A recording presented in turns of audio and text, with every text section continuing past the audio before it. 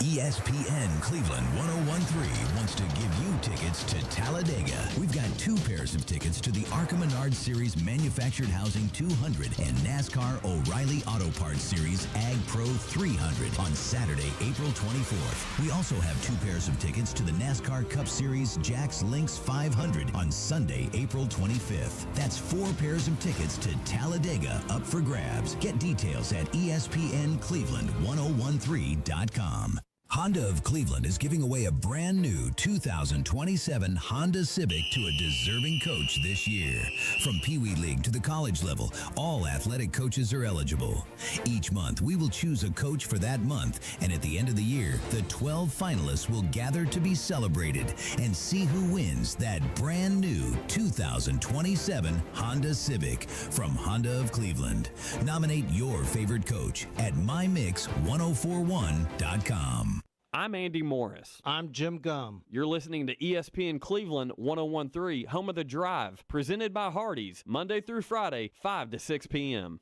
From the Kia of Cleveland Studios, this is ESPN Cleveland 1013, WCLE HD2 Cleveland, W267BI Cleveland, ESPN Cleveland 1013. The top of the hour is presented by Best Buy Metals, making the top of your house the best it can be. Visit bestbuymetalroofing.com.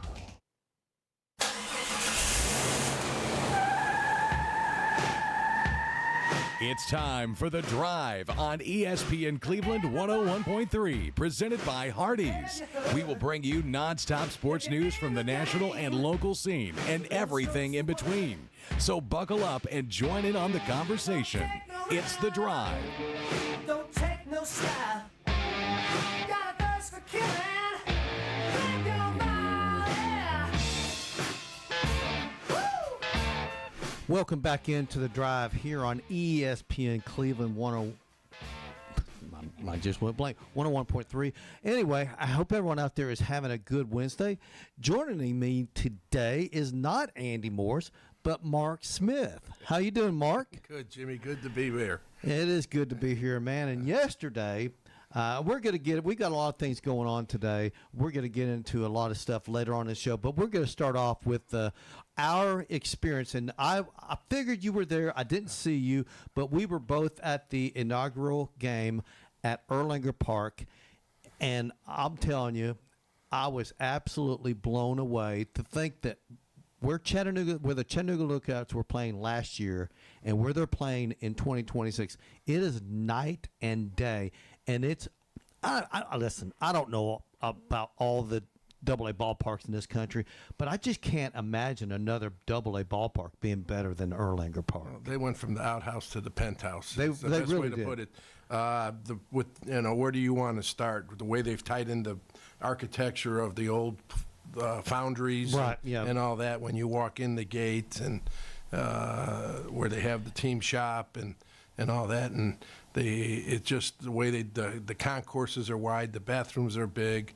It was just great, and I mean with the berm in left field, like most spring training places have the berm, and what a great family atmosphere. It was electric last night. It really was. And I'm glad you brought up how they integrated the old into the new, because I was one of these people that was totally against that. I was like, knock everything down and start from scratch. Oh man, I'm glad that they didn't listen to me, because the pattern shop, it's huge. They say, and I talked to Rich Mazingo about this. He says that they can fit 1,000 people in there. Like right. It's huge. The width of it, the length of it's big enough, but it's the width of it. Right. It's great, and just all the history of the founders there. And listen, they're going to repurpose the stuff that's still standing. That is still an eyesore. At some point, all that stuff's going to be repurposed into shops, condos, you name it. So the potential and the future of that entire area is going to be awesome. That whole area has become a destination. Yeah. And it will be in the off season here. They're going to have things at Christmas, at Halloween. They're going to have weddings. They can do that. They can have. It ends at the Greenway now that they've extended the Greenway that runs down the Riverwalk all the way to there. Mm-hmm. So they're going to do all kinds of stuff with that. And again, what size group you want, what size party you got, we got you covered. And it was just an amazing job. And with the way they tied in the Lookouts logo and everything, it was Yes. just absolutely very well done. And it's so cool because you got the Chattanooga Lookouts, and the ballpark sits at the foot of Lookout Mountain. It's absolute. You couldn't have stripped it any better. So it really is a tremendous facility, and I just could not get over how nice. And you can like walk all the way around up. I did it. Andy and I were there yesterday. Andy obviously couldn't make it today, but man, we walked around. I guess probably 2, maybe 3 times, and every time we walked around, we noticed something different, something else, you know. And obviously, it didn't go off with any issues, but man, they were minimal. They were minimal. Man, the lines getting into the team shop were extremely long. But listen, and I'm sure they probably sold out of some of that gear they had in there. But they've got it right. Okay, it's again you live and learn. Okay, and you can prepare, and you know. But they got it right. The way everything went off with the national anthem, it was kind of ironic. The helicopter, from the Erlanger flew over, almost right at the time of the national anthem. Yeah. I don't know if it was planned. We were wondering the same thing. We're like, well, I mean, I don't know. And I met their marketing guy, and I said, what you need to do is they need to put like a bat signal over the hospital, and like put the outbreak at the ballpark and put Erlanger Park up there so you can see it. That would be cool. So but unbelievable for. They thought the Smoky Stadium was good in Knoxville. Mm-hmm. This blows it away, and that's from Randy Boyd, the president, the owner of the Smokies or the Cubs in Knoxville. He said, "We got a great ballpark. Wait till you see what they're doing in Chattanooga."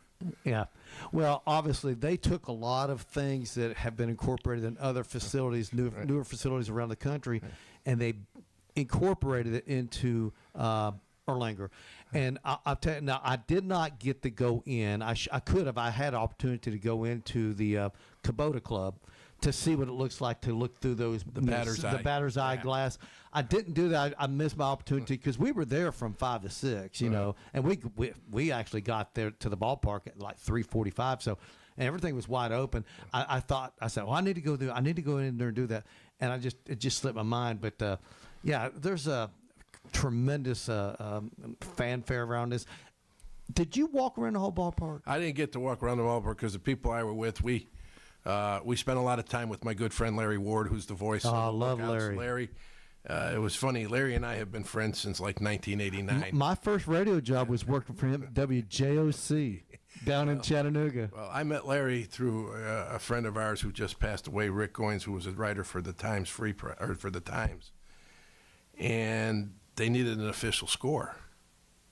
And my buddy Rick calls up and said, I've been asked to see if you would come score the game. So I was, for 4 or 5 years, I was an official scorer for the Lookouts. Mm-hmm. So it was really cool. I did get to meet Michael Jordan.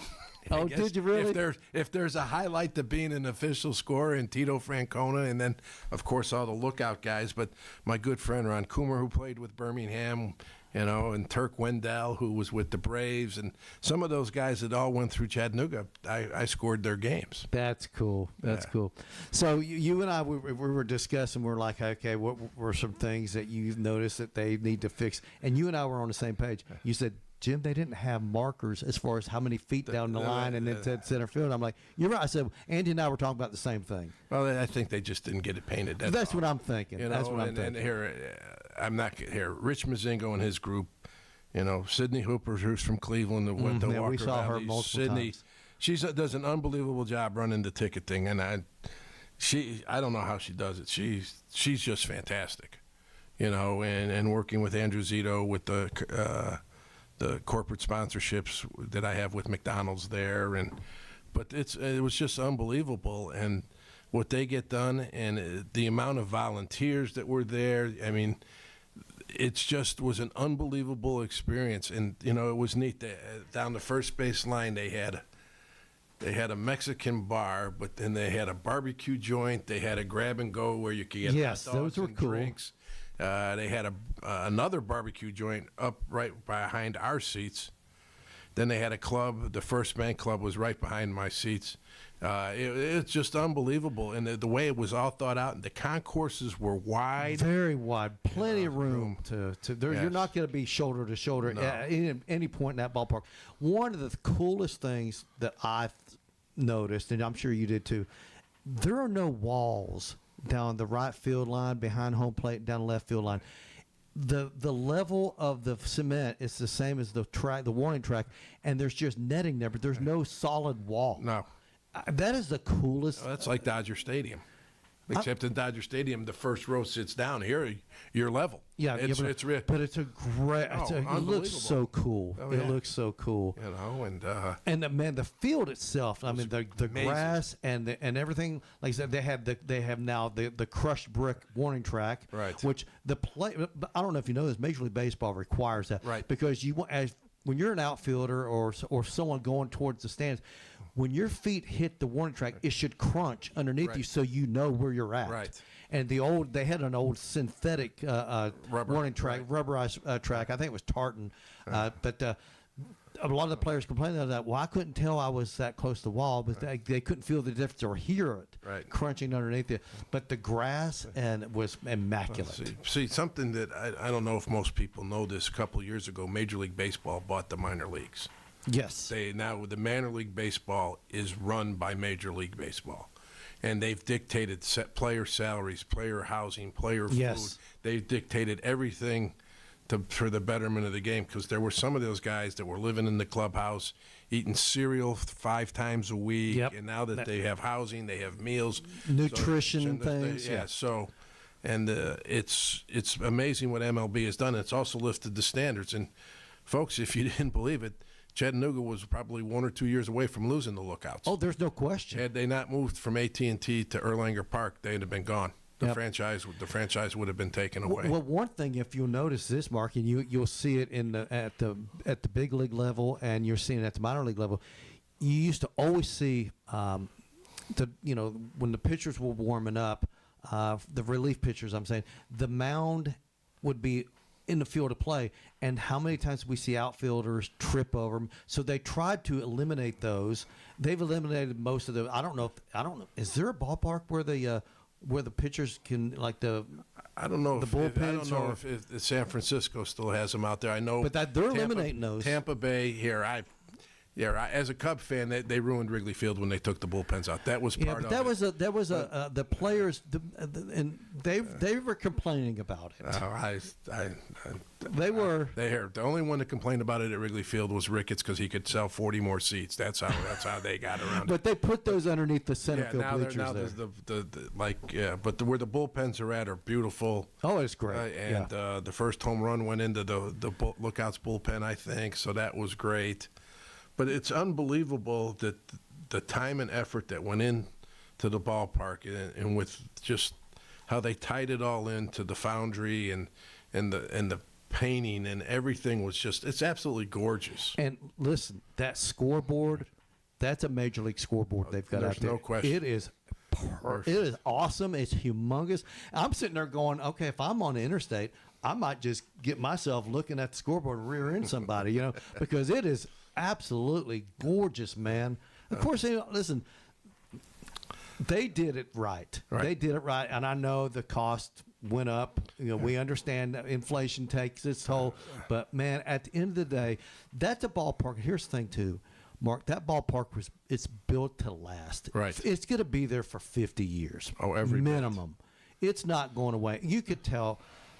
AT&T was cheaply. Listen, you get what you pay for, right? Well, it was cheaply built. They had to move because Ingalls Stadium was a disaster. Right.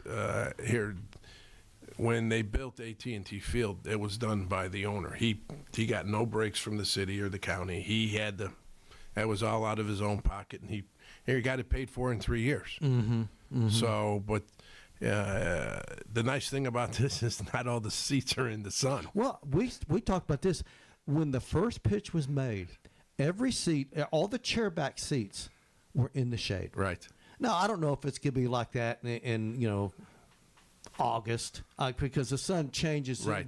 But for right now, through the bitter hot days, you're going to be in the shade more often than not. Oh, yes. Unless you're sitting in the outfield. Well, if you And sit you in the know what outfield- you're getting when you're in outfield. But, the thing about the outfield was, again, is the berm in left field, which is like you go to spring training games. I know in Arizona, I can't tell you because I don't know what the spring training like is in the Grapefruit League. Yeah. But in Arizona, the outfields are all berms. Yep. Okay, so the kids can run up and down the grass. You bring a blanket, you have a picnic. But then as you go to right field, they've got the bar, they got several different levels of bars, and the standing room, and the number of people the standing room, they said it's 8,000 people. I guarantee it, they can get 12 to 15,000 people in there with standing room. Standing room. Oh, there's so much room to stand. Andy and I, like you said, we went around the ballpark several times. And we sat there and watched innings, and then we moved to another place. And there was not a bad place in that entire facility. Not a bad place at all. Not a bad seat at all. It was very well thought out. What I liked is it's a pitcher's park. Because if you looked at the foul territory, I mean, there was enough room. You could probably put 4 lanes of interstate down the foul lines. I didn't even notice the foul territory. Didn't even pay attention to it. It's from almost halfway through the outfield. It's wide. Is it open. really? Yeah. Okay. Well, the pitchers will love that because anytime you listen, you want your infielders to have an opportunity to catch a pop up that's a little in foul territory. Yeah. Gives them a little bit extra room. Well, you saw that a couple of times last night, mainly down the left field line. The lookouts had about 3 or 4 plays down that thing where the third baseman caught the pop-up. And it was the people I was with. We were talking about the Greg Maddux play where Bobby Cox wanted Leo Mazzoni to tell him to go walk Adrian Gonzalez. Yes, and he says, Maddux I'll goes get him out to there, pop up the chipper. Here, I'm going to throw him a cutter away and a changeup in, and he'll pop the chipper. Bobby goes, he goes back in the dugout. Bobby Cox is fuming. He throws the cutter away, throws the changeup in, pops the chipper, and they just stand there. Chipper Jones tells that story, and it's awesome. But I don't know if we'll ever see another Greg Maddux because everyone these days they put a radar gun. These days, Greg Maddux would be like this guy. He don't hit 90 miles an hour. Yeah. He's not going to make it. But you talk about you get people put out. that pitch wherever he wanted. You get people out. It don't matter how hard you throw it. That's right. That's right. So you were talking, and I were talking before. You were at the very first game at then Bell South Park, and I was there too, watching the Reds and the Orioles in an exhibition game before they broke camp to go to their respective cities. Sure. That was an interesting. The Reds had Deion Sanders was rehabbing. He was with the ball club with the Reds, and the Orioles had a guy by the name of Cal Ripken. Hey, Mark, we've got a really good guest coming on with us now. Chris Coleman, he's the CEO of Erlanger Health Systems. And, Chris, we appreciate you coming on the air with us today, man. Hey, it's actually Jim Coleman. Jim, what did I say? Chris. Okay. I've got. So I should know. We got the same name. I should know that. So sorry we missed you yesterday, but it was an experience. So I want to get your take. First off, you guys have got your name attached to the building, so we know you're just slightly biased. But your overall thoughts about Erlanger Park? No, I mean overall, exceeded expectations. When I first was approached with the idea about becoming a naming partner with Erlanger I went out to the site, and at that time it was just a hole in the ground. Mm-hmm. And I'm not a visual person. It took me a while to sort of figure out what it could be, and so we took a chance and did our numbers and come back with an offer. And fortunately, they selected us. And I think it's probably one of the best things we've done in the community in a long time. That park is, I would put it up against some major league parks. It's just got so much to do. You had over 8,000 people there last night, and it didn't feel crowded whatsoever. There's so many spaces all the way around the field for people to gather and do things and enjoy the game. It's just an unbelievable addition to the Chattanooga landscape. Jim, did you get an opportunity to walk around the entire ballpark while you were there yesterday? Oh yeah, absolutely. I think I probably circled it twice. Yeah, And is there a favorite spot that you had? I guess, and listen, you can change your mind multiple times, but for last night only, was there a favorite spot for you? Well, actually, so we have a suite that's on the second floor, and that's a great view behind home plate. But actually, when you walk around the stadium, I think some of the low seats down on the field on the front baseline or just first baseline are just incredible because the seats are actually at ground level. Yes. I don't think I've been to a stadium where they're actually at ground level. So you feel like you're on the field, literally. So it's just Rich Mazinga and his team have done just a fantastic job bringing this to fruition. Well, Jim, this is Mark Smith, and I was the guy that got on you for bouncing the first pitch. So, but what? So I'm an old guy, and I said it's been a while since I threw a baseball. So I practiced, but we practiced in front of the mound. And then we went out there. Jason Fryer said, "Get on the mound." Oh no! Put pressure on you. And you got to throw from the mound. And it makes a bit of difference. I found out. Well, let me give you a little hint the next time you do it, because I'm sure you'll do it a couple more times there. Throw it high, just throw it high and let it like an eephus pitch, and you'll be great. Yeah. But what a great sponsorship with Erlanger and the Lookouts in the community. I'm tied to Erlanger because of the Ronald McDonald House I work very closely with, and Erlanger's a great partner with us there. But the fact that you guys, the way that it's branded Erlanger Park, I saw a lot of, I guess it was your employees with the great T-shirts, and it was great to see all of them out there. And what you do in the community, what Erlanger's doing is just fantastic. So kudos to you, congratulations. And I think you're going to get a lot out of this partnership. I think we've been amazed that we've already got more than we expected out of it. And the good part is it's been a fantastic relationship with the Lookouts and us as we've came along. And it's just been it's one of those partnerships where we've not really had any disagreements. We've all agreed and been creative and come up with some great ideas, and we'll find more creative ideas to use that ballpark to bring health care to the community and introduce them to screenings, et cetera, things like that, which will be good. Catch people where they're having fun, do a screening, and maybe have an early prevention with somebody. Absolutely. We're talking with Jim Coleman, the CEO of Erlanger Health Systems, and talking about the first game at Erlanger Park last night. And the good thing about this area, Jim, is that that's been such an eyesore for people that are coming into Chattanooga. This could be a new front door, if you will, especially in a few years when you get all these other shops and condos and whatever else is going to be built over there. So it's going to be a great new front door. And I can imagine that area is going to be one of the more popular areas in the entire city. I do not disagree. I think I've seen some of the plans, the tentative plans they have for the property surrounding the ballpark, and I have no doubt after seeing the ballpark that those plans will come to fruition in the next 3 to 5 years. And the western gateway to Chattanooga, what you used to see when you come around Moxon Bend on 24 coming in to town, it's just like night and day now. I drive that way into work every morning, and it's been fun watching that thing come out of the ground every day and seeing something different. And now that it's there, it's just an absolutely beautiful entry into Chattanooga coming in from Nashville or Birmingham. Well, Jim, I got to talk to your marketing director last night, and I gave him a great idea with the way that ballpark is.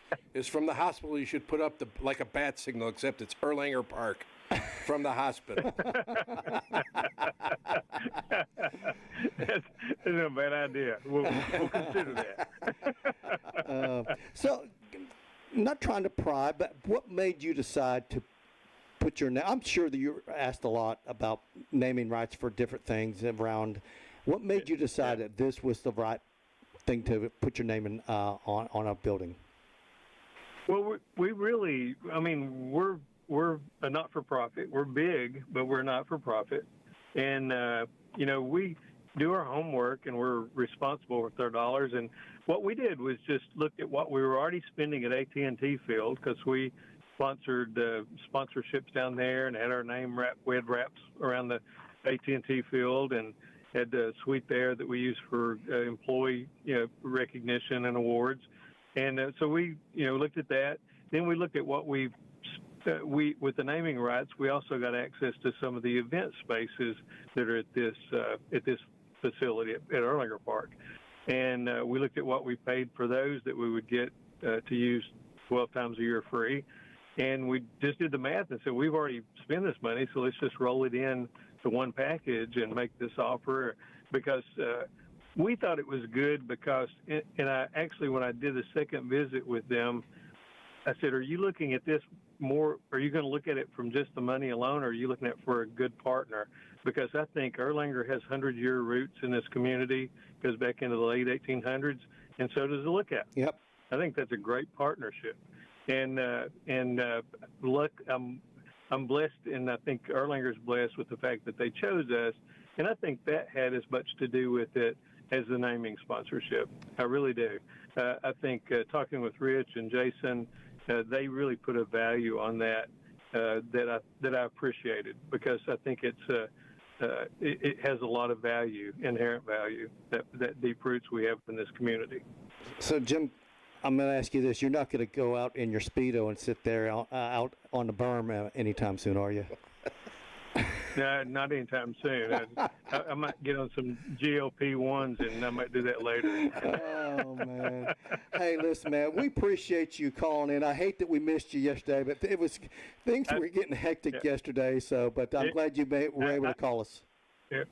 Well, I intended to, because it's my hometown, so I wanted to, participate in it.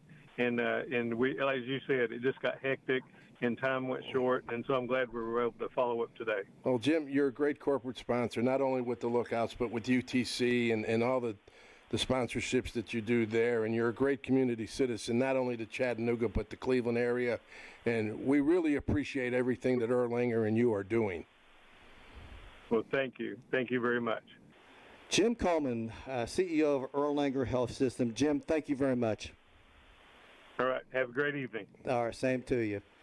Yeah, so we're glad to get him on. We were supposed to get him on yesterday, but things were a little hectic yesterday, and we just ran out of time. They were trying their best, but they just couldn't quite make it. Well, they get all the people that they had on the field from Erlanger, Major League Baseball, the Reds, the politicians, all the suppliers that help build the electricians, the plumbers, the union, the steel worker guys. And everyone that had a hand in it, they're so proud of that park. Right. Well, they made it nice. They went around the diamond. It was beautiful. Yeah, it really was. Let's go ahead and take our first break. We're going to come back. We're going to talk a little thing about the orange and white game. I know that Mark and I didn't really watch it, but I watched enough highlights. I want to get his take on the quarterback situation in Knoxville. You're listening to The Drive here on ESPN Radio 101.3. The Drive will be back after a quick timeout. Stay tuned for more nonstop sports talk on The Drive, presented by Hardees. Good morning. This is your Hardees 2 for $5 breakfast mix and match alarm. We've got fluffy eggs and sausage on a made-from-scratch biscuit ready. Or perhaps biscuit and gravy. Ooh, maybe a sweet cinnamon roll. Wake up and smell that sweet deal. Mix and match any two for just $5 for a limited time. Only at Hardees. Don't snooze on the app. Snag juicy deals, order ahead, and get to work on time. Maybe. Exclusive app offers for registered My Rewards members only. Available for a limited time at participating restaurants. Did you twist an ankle? Hurt your shoulder? Or maybe that weekend project left you with more than sore muscles? Center for Sports Medicine and Orthopedics is here to help. Our Urgent Ortho Walk-In Clinic in Cleveland is open Monday through Saturday, treating sprains, strains, fractures, and more. No appointment needed. There's no need to drive to Chattanooga for expert orthopedic care. Call, schedule online, or walk in today and get back to moving pain-free. Center for Sports Medicine and Orthopedics. The Center for expert care right when you need it. Don't miss the Paul Feinbaum Show, weekday afternoons from 2 until 5 on ESPN Cleveland 101.3. Always topical, always entertaining. Paul Feinbaum on ESPN Cleveland 101.3, presented by Hardees. Cleveland Tire Center having a huge sale on Goodyear tires. Buy 3 Goodyears, get 1 free. Don't forget the Cleveland Tire Center service department for alignments, oil changes, and more. Cleveland Tire Center, 4699 North Lee Highway, where the name says it all. Goodyear, more driven. For decades, Best Buy Metals has been shaping more than metal. We've been building strength, one roof, one wall, one community at a time. This isn't just roofing and siding, it's steel formed with purpose, made to withstand difficult storms, because what we make doesn't just cover buildings, it protects what matters most. Get inspired today by visiting bestbymetalroof.com. Best Buy Metals, designed to inspire, made to protect, driven to serve. Check your wallet. Empty? Check your bills. Overdue? Check your stress level. Maxed? Now, Check Into Cash. Check Into Cash is your one-stop money shop, and we've got everything you need. Payday loans and flex line of credit options? Check. If you're approved, leave with cash in hand? Check. Quick in-store services like money orders and wire transfers? Oh yeah, check.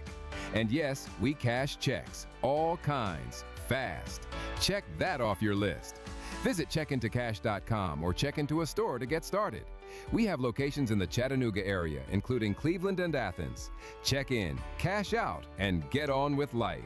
Check Into Cash. We fund today to make a better tomorrow. Subject to state regulations, eligibility, credit check, underwriting, and approval. Rates, restrictions, and fees apply. Visit a store for details. Welcome back to The Drive, presented by Hardees. Join the conversation. Text 423-749-1013. You can also listen anywhere on our website, ESPNCleveland1013.com.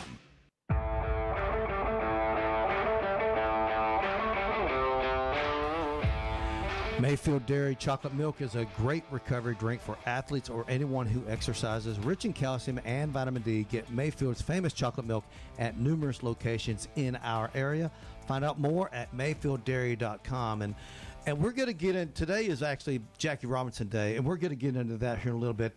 But I want to get your take. Obviously, the orange and white game took place at Neyland Stadium today. Around 40,000 people were there. They had the south end completely blocked off due to renovations going on out there. But I want to get your opinion. You and I really didn't watch. I watched some highlights, but your opinion about who you believe is going to end up as the starting quarterback at the University of Tennessee. And I'm going to ask you a two-phase question. Who do you think is going to start game one, but who do you think will be the starting quarterback by the end of the season? Obviously, the two freshmen, redshirt freshman George McIntyre, freshman Faison Brandon, and then, of course, you got the Ryan Staub, who was a transfer that came in. And from what I hear, he probably looked as good as anyone out there on Saturday. But your overall take, the quarterback situation at UT, who do you believe is going to be the starter game one, and who do you think will be the starter by the end of the season? I think McIntyre will win the job because he knows the offense better than anybody. He's got a great arm. He's been groomed for a couple of years now. Mm-hmm. So I think he's got it. Again, who knows what happens in the summer with these guys when they work out with the skill positions and throwing in here. I think McIntyre has the edge. And we'll just see when they go to compete in fall camp, and that's what it's going to be. At McIntyre, I think will go in as one, Stout will be two, and Faison. They're probably going to redshirt him. You think Faison's going to get redshirted? I think so, and that way, he's got all the talent in the world. Okay? He does. And they say a lot of Tennessee fans, they love that mobile quarterback, and he's a little bit more mobile. But, boy, from what I hear, McIntyre's got just a cannon. Yeah, and I think with Faison, get in the weight room for a year or plus, and, hey, when your number gets called, be ready to go. But McIntyre will be one, Stout will be two, and then Faison will be three. Okay. Well, I mean, how important is it to you to have a quarterback named as starter now versus when fall camp begins? To me, I'd rather wait till the fall camp and see. Well, let's see what because they can make a lot of improvements between now and the first camp in August. I want to see what happens to these players during this 3-4 months in between. I don't name the starter until the first to opening day. Keep guessing, okay? I guess your opponent doesn't have. You know what? There's the little bit of tape there is. You never know. And I think that with the way it is, with the way things are, if you can find tape on a guy, great. The last time you're going to get tape on McIntyre was when he was in high school. That's true. That's true. It's So- been a few years. So, and then Stout was last year where he was at Colorado. And then Faison was a high school guy. That's right. So how do you prepare for what you think? Now, our offense is so vanilla. I mean, we never get off the two wides. I don't care where we're at. We got two wides everywhere. And it's so, our offense is so predictable. If you, where I sit in the northwest corner of the end zone. We threw a long pass down the right side. The next play was an off-tackle play to the left. Threw the ball down the left side. The next play was a right tackle. I mean, they've got to figure out that people have figured it out. That's true, especially in the SEC. And they've got to start doing motion. They got to start doing two tights. They got to get the guy under center. It's just too stale. And I think that's because Joey Housel. That's the one guy they should have fired before Banks was Housel. Mm-hmm.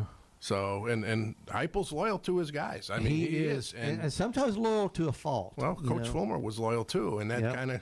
But Heupel's here. They can't go 8-5.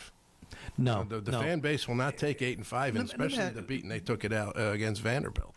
And we all talk about, coaches that are on the hot seat. I think, my personal opinion, I think DeBoer's on the hot seat No in question. Tuscaloosa, because the expectations in Tuscaloosa are beyond higher than anywhere else. Right. And so he's got to win. Is Heupel, do you think he's on a hot seat, or do you think his seat's warm, or how? I think what's it's your warm. opinion? I think it's mid. It's warm. I don't think it's hot, but it's warm. And here, the embarrassment of the Vanderbilt game. Oh my goodness. Okay, now someone will tell you the Vanderbilt was the oldest team in the SEC, and Tennessee was the youngest team in the SEC. But Tennessee got manhandled. I don't care. They cared. There's no way about it. They got manhandled, and they said stop us, and we couldn't. So you bring in the strength coach from Indiana. You bring in Knowles from Penn State. Mm-hmm. Okay, now what have you done? You've improved that, but you did nothing to improve your offense. So that's, again, the offense. And here they want to go fast. They want to score fast.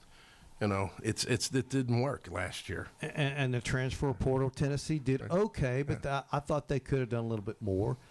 But that's the world we live in, though, Mark. You got a budget. Let's say Texas's budget versus Tennessee's budget. It's significant, and the players are gonna go where the money's at. Tennessee's got money. That's the thing that gets me. Tennessee has money, but it just seems like they're holding back just a little bit, and I don't know the reason behind that. Those decisions are made way above my head. And here I'm going to go cheer for the kids in the orange jersey. I don't care what their name on the back is. I'm cheering for the kids in the orange jersey. Yeah, and talking to a lot of my friends around the country, that's what we're cheering for. We're cheering for the kids that are there in the jersey, and then whatever the name may be. Okay. But here, Texas is going to be loaded with Arch back. Arch Manning, yeah. If this kid doesn't go, if he doesn't burn out, depending on what they've got around him, they should be really, really good. And I may be to a fault, I have bought into the Arch Manning hype. I think he's that good. What do you think? Do you think he's being overhyped? Do you think he's as good as all the stuff that's being written about this kid? No, I think he's a very good player. Very good. You think player. because of the name on the back? The name on the back and the hair. Sometimes that's a curse, but you know what? Willingly when you stepped into the arena that you're going to get that. I think they've overhyped him on somebody's. Who was it? Feinbaum. He's the Heisman Trophy winner. He's this. He's this. He's that. Did. That was last year. And when you put unreal expectations on somebody, and here it's a team game. And the quarterback makes a big difference, but it's a team game. And you know what? If they can't stop them, how many points can you score to beat them? I know you're a big Tennessee backer, and I'm not going to ask you who's the best all time. Who's your favorite player and your favorite quarterback at Tennessee? Like I said, not the best. Because if you say the best, you could probably say Reggie White and Peyton Manning. Well, Reggie White was the best, bar none. Reggie White was not only an unbelievable football player, but he was an unbelievable human being. And Reggie was a dear, dear friend. And Reggie White talked the talk and walked the walk. By the way, he was a very good high school basketball player. He was a great basketball player. I saw him play. I never saw him play football at high school, at the high school level, but I saw him play basketball. I'm like, this guy's the real deal. He was a fantastic athlete. Yeah, he was. Reggie, by far, was probably one of the greatest players I've ever seen that played at Tennessee. Quarterback, well, of course, you got to say Peyton. But, there are guys, Eric Ainge was good. Had the 2001 team won, and it beat LSU in the SEC championship game. They go play Nebraska in the Rose Bowl and win. Yeah, probably. And now they're national champions. Mm-hmm. So you play what if. Jeff Francis was a good player. Heath Schuler was a good player. Andy Kelly was probably a great athlete that nobody ever gives him credit for. Andy Kelly's maybe the most underrated quarterback. And he is one of the nicest people that I know. Andy's fantastic. I called his games at Ray County. They were playing Ottawa one night, and Andy Kelly quick kicked the ball 75 yards. Really? Yeah, about 50 yards in the air, and it rolled 25 yards. It was unbelievable. Cool. And That's cool. But, the Douglas brothers from Ray County were just unbelievable, great people.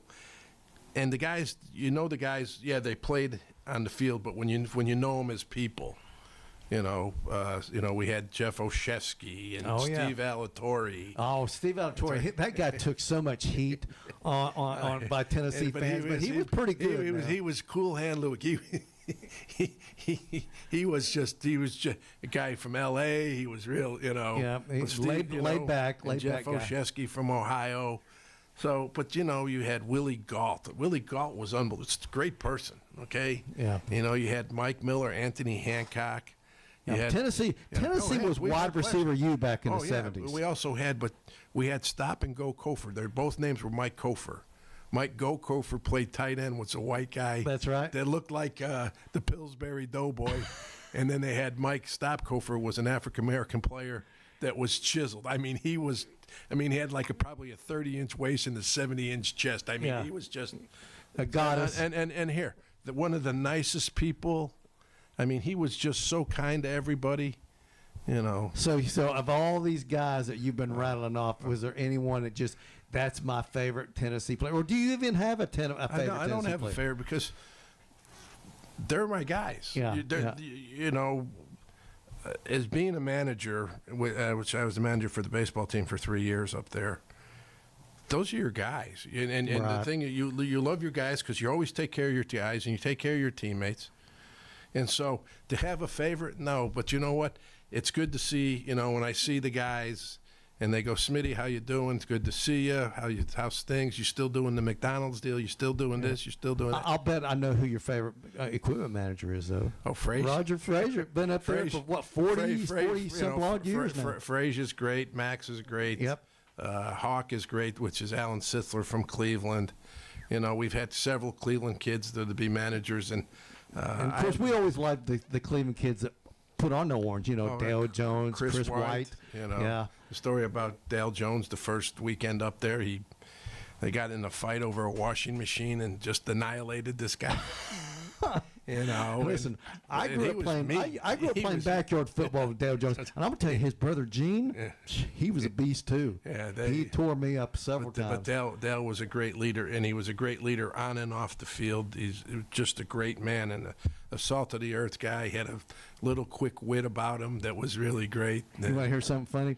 His sister, when I had hair, she cut my hair. You can't for Chris White, the game that he had in the Orange Bowl. Yeah, the Sugar Bowl. I'm sorry, against Miami. Against Miami. That was, to me, that's still the 1985 Vols. That is my favorite Tennessee team over the national championship team because they were rags to riches. Right. Nobody expected those guys to do what Dickey. Who Daryl Dickey? Well, he had to come up. If you saw Daryl Dickey in person, you say, that guy plays quarterback at Tennessee. Give me a break. Yeah. No, who was the quarterback got hurt against Tony Robinson? Tony Robinson. When he got hurt, I thought that was the death knell for that team. But and Tony was a good guy too. Yeah, he was. And he sat around, waited his turn, and then he gets, you think about, they had a Hall of Fame guy that quit in Todd Elton. Guy, a Hall of Fame baseball player. I saw him play at the Rose Bowl against UCLA. I was there for that game. Of course, he didn't start. He came in. Right. I think they had 4 quarterbacks that played that game. He broke all my. Brandon Stewart was there. He broke. Helton broke all of my brother-in-law's records at Chattanooga at Knoxville Central. So. Oh, is that right? But Todd's a great guy. You know, you had Brandon Stewart, who. That's who I thought was the better quarterback probably, over Manning. Well, the first year maybe, but. I was wrong. I admit that. I was big time wrong. They make the comparison between Peyton and Brady, and Brady may have all the championships, and that's great. Knock yourself out. But Peyton Manning changed the game. And when you listen to these guys like Ray Lewis talk about Peyton and how he'd come up and he said, Ray, you're going to blitz over there, and he's coming from over here, and he's going through the C gap. He could see things. And he knew, and it's like, how do you know this? And he was so well prepared that he changed the game, and here. As a Tennessee guy, he's a Tennessee guy, and I'll tell you what thing makes Peyton great. Peyton didn't never forget where he came from. Peyton gives back and sets the example. This is what a professional athlete does. This is how you give back to the community in which you came from. He's been so philanthropic to the University of Tennessee and to the football program and the athletic department as a whole. And he's the greatest SNL skit of all time. It is. It's unbelievable. It is great.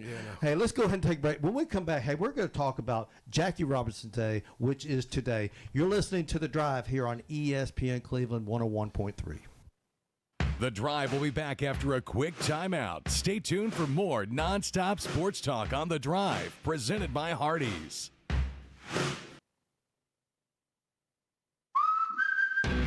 For a limited time, get Hardee's Big Cheeseburger with 100% American Angus beef for just $4.99. That's a deal no one can beat.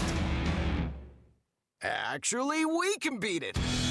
Because you can also get Hardee's hand-breaded chicken sandwich for $4.99. The Pick a Sandwich deal. Only $4.99. Only for a limited time. Only at Hardee's. Participating restaurants only. Tax not included. Did you twist an ankle?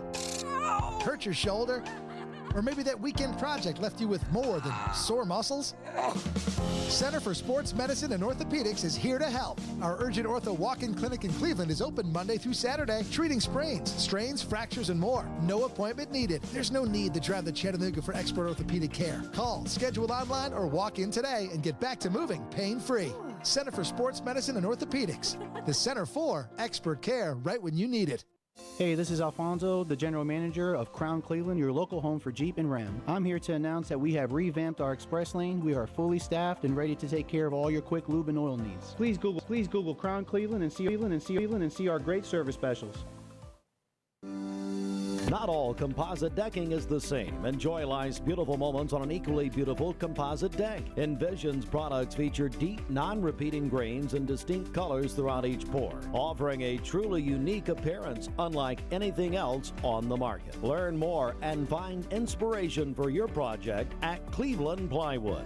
Cleveland Plywood Company, 2700 20th Street Northeast in Cleveland. You can read all the reviews, check out the awards, even compare features online. But when it comes down to it, where you buy your Honda is what really shapes your experience. At Honda Cleveland, we work hard to make it easy, transparent, and worth your time. And right now, during our spring event, we're making it even better. Drive home in a new Honda CR-V Hybrid, Odyssey minivan, Ridgeline pickup, Accord, or Civic, with leases starting as low as $209 a month. That's right, $209 a month gets you into some of Honda's most popular, most trusted vehicles. And if you're thinking about pre-owned, our Honda True Certified models deliver serious value. With a strong warranty, a 3-day exchange policy, 24/7 roadside assistance, and even complimentary oil changes. It's all about giving you confidence, from the first click to the final handshake. Honda Cleveland, your car, your way, every day. I-75 exit 20, just 1 mile east. Hope to see you soon. Text us at 423-749-1013 on the Warren and Griffin text line. Cleveland's personal injury attorneys. No more varicose or spider veins. No more tired, achy, restless legs. No more restless nights. Start your journey to a better you with help from Milligan Vein. Their board-certified physicians have treated thousands of patients using the latest technologies to restore healthy, great-looking legs. There's little or no downtime, and your procedure is covered by most insurance. Milligan Vein, improving the quality of your life. Visit milliganvein.com or call Dr. John Milligan today at 423-961-5682. Welcome back to The Drive, presented by Hardees. Join the conversation. Text 423-749-1013. You can also listen anywhere on our website, ESPNCleveland1013.com.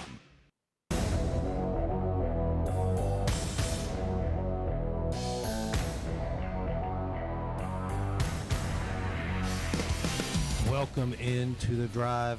Appreciate everyone out there here on a Wednesday in the beautiful city of Cleveland, Tennessee. We've been talking Erlanger Park. We talked about the Big Orange. But now we're going to transition. Today is April 15th, and every April 15th, Major League Baseball, today's Jackie Robinson Day. April 15th, 1947, he made his debut with the Brooklyn Dodgers and broke the color barrier and endured a lot. And, of course, the movie 42, which is filmed right around here down in Chattanooga at Ingalls Stadium. A lot of the scenes were filmed here. But that movie, I don't know how accurate it was, but he had to endure so much hate when he started playing with the Dodgers. You listen to Vince Scully, and Vince Scully tells the great stories about Jackie Robinson and he and Red Barber, the only way Vin could do it. But of course, Vince Scully, the former Dodger announcer, of course. Yeah. But what Jackie Robinson endured, then there's some places that wouldn't let him come because he was black. That's right. We don't do that. They had a problem in Vero Beach with having Jackie Robinson. That's the old Dodgers spring training site. The Vero Beach was Dodger Town. Mm-hmm, Dodger Town. So Branch Rickey, because they used to play the players in cash. There were no checks. They played them in cash. Branch Rickey put a blue spot on every dollar bill that was given out. And when somebody said something to him, he said, look in your wallet and see how many dollar bills have a blue spot on them. And all of a sudden, the people in the community started looking and seeing, oh, my God, look what the Dodgers are doing in town. Yeah. And that kind of changed things.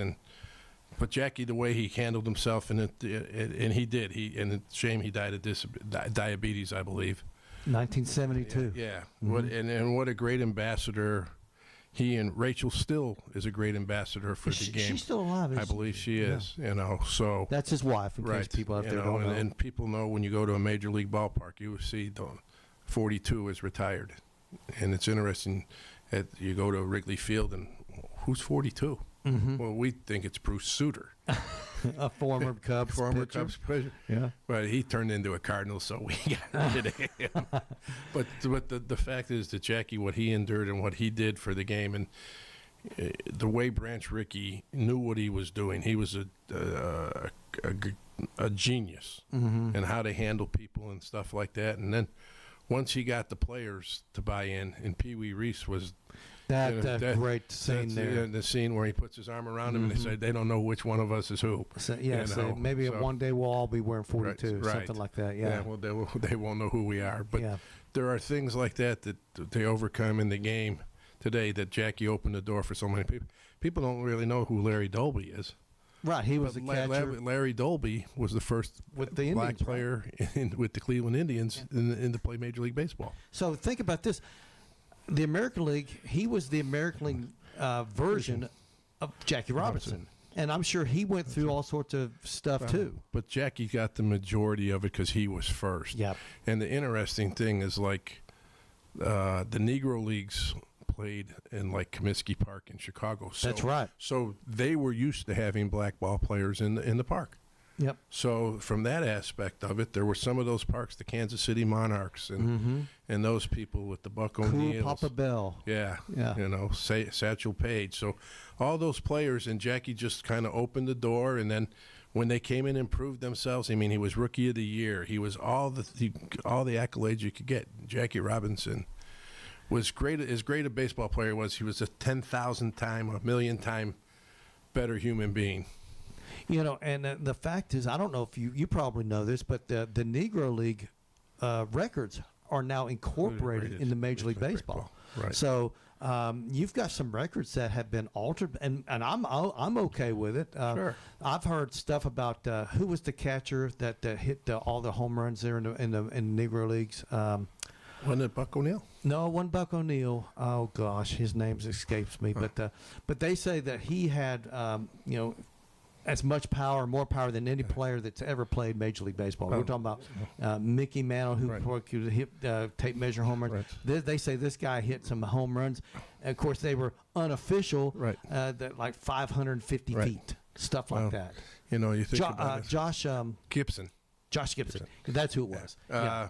But all the friends that I have that are former major leaguers, and Fergie Jenkins and Leon Durham and Lee Smith, that are black, and even the white guys say that probably in his time it was Babe Ruth was the greatest player ever.